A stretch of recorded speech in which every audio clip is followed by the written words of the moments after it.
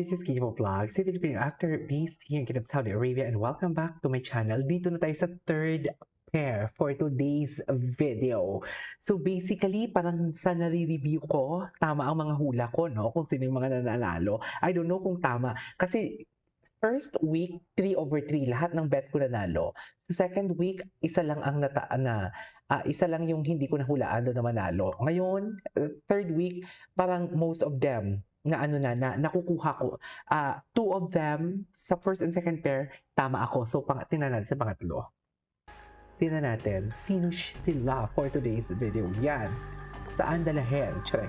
Ang gusto kong ilaban, ng Soundwave Squad. I see. Chloe. Lois po. si Lois. Luis. Si Ate Lois. Ay, babae si Lois. Lois! Ay, Lois. Hi, Lois! Hi po. Babae pala siya. Ready ka na ba? Ready na po. Okay. Ayan, ang iyong mga katapat na siya ring huling kakanta ngayong gabi. Sino? Randomizer, let's go! Go.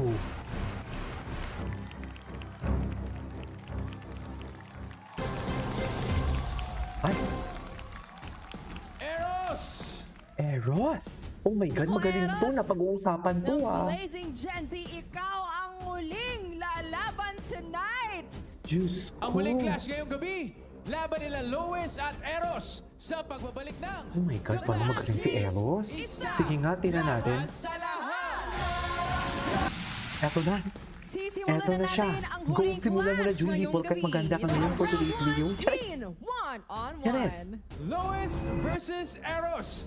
Let the teen clash Kaya begin! kinakabahan ako, mami. Hi, I am Lois Versalona and 17. I'm one of the 24 finalists here sa The Clash. Ay, ang ganda niya. Isa po kasi akong student performer sa Ay. aking school, which is UST. So Ay, palagi po ako wala na. nagpa-perform doon. Doon lang Wala po na ako. sa Lingawi. Like, very Ano, at kahit home ano po na yun, ako yung sa Lingawi. UST. And so, Kahit sabi ano ko, yun, matry tawag nga na nito. mag-perform outside Yung sa- of my yung school. sa Lingawi And so, is- nung nag-perform po outside Ano of ba my yun? school, Cheer dance? syempre, na-experience ko Oh po my din God, yung magaling mga to sa hardships po storytelling. dahil I had to juggle the school and Ay, mukhang yung mahihirapan si Eros. Ang usap-usapan pa pero naman is naturuan din po ako magaling si na, Eros. about discipline po. Sa Hindi ba pwedeng theater, it's time? live. So, kailangan very consistent po kami. And before Pero feeling ko every may dark horse performance, naman to, kailangan diba? mag-warm up ng voice. Kasi parang feeling ko magaling to si girl eh. English kasi. Charik! Ewe. Ano yung kakantahin niya? Ay, almost.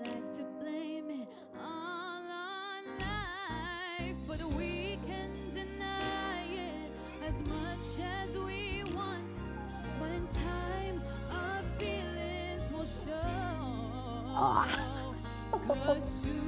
Wait. I love that. I love that. As much as we want, but in time our feelings will show. Mhm. 'Cause sooner or later we'll wonder why we gave up. The truth is everyone else almost is never enough. We were close to being in love. If I would have known that you wanted me the way I wanted you, then maybe we wouldn't be two worlds apart, but right here in each other's arms. We almost knew what love was. Okay. But almost is never. Kulang lang ako sa push. Kulang lang ako sa power, sa texture ng boses. Yun lang naman. Yun lang yung concern ko. But, yeah, magandang boses niya, but nothing special. Sa pagkanta niya ng almost. You know what I mean? You know what I mean? Diba? No offense, ah. Hindi totoo lang as in reactor. Aya, kailangan ko talaga magsalita ng ng totoo dito for today's video. Anyways, proceed tayo kay Eros kasi alam ko magaling to si Eros eh. Pinamalas Okay, ni eto Lois, na. pumunta naman Eros tayo tayo. sa sagot na performance ni Eros. Sa Wag- pagbabalik niya ng The Clash Bakit mo naman Streets, sa pagbabalik? Bakit may laban sa bounce ka ngayon, lahat. Julie? Eros. Hello Ilang Clash taon na Nation, siya? this is Eras Manalastas, 17 years old from 17 Calasag, years San old. Ildefonso, Bulacan. Nag-start po yung hilig ko po sa panitikan po, sa poetry po o Panitikan. pagtula nung grade 6 po ako. And after the So, pandemic po, storyteller din siya. nalaman ko po yung tungkol sa spoken poetry during po grade 7 and nagtuloy-tuloy po siya hanggang grade 10 at nakagawa na rin po ako ng katha. Parang naging way to vent out and express ko rin po yung pagsulat ko po ng mga tula po. Yung parang kapahayag niyo po ng damdamin ng kinakanta niyo po, similar po siya sa pagtula. Kahit simple lang po yung pagkanta niyo, basta nasa puso po, pwede ka pong manalo po. Anong kakantahin niya?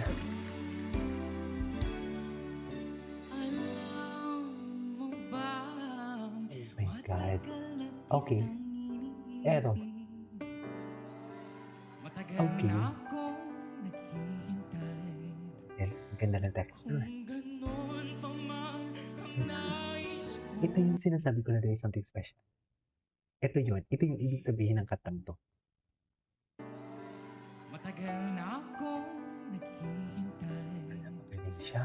Kung ganon pa man ang nais ko Yung malaman range. ang puso kong ito'y para lang sa'yo. Grabe.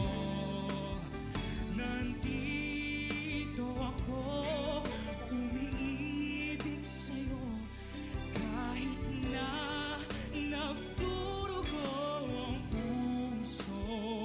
Kung mapapansin niyo, kumakanta lang siya in a very subtle way. Kumakanta lang siya in a very natural way. But there is something special.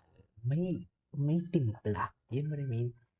Kung sakaling iwanan ka niya, huwag kang Oh, no notes niya, in fairness.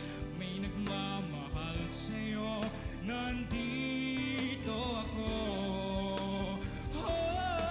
Wow. Kahit na nagdurugo ang puso, Eros.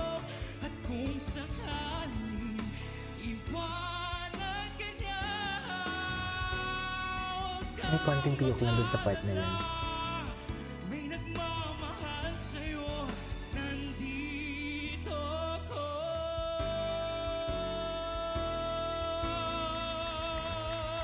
I'll go for Eros. Yun yung sinasabi ko na may timpla. Yun yung sinasabi ko may texture. Yun yung sinasabi ko may special. You know what I mean?